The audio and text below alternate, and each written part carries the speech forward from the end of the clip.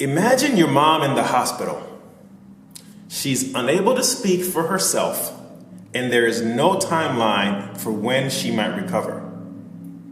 Did you prepare for this? What if a decision has to be made about her care? Who gets the final say?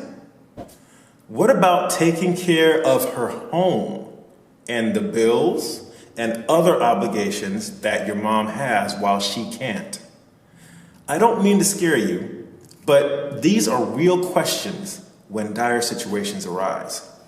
At the next session of our Protecting Aging Parents from Financial Ruin workshop, we work with you to get things like an advanced healthcare directive, a power of attorney, and even a living trust ready in advance so that you can take care of your parents' affairs properly. Do it beforehand so you don't face roadblocks when the moment comes.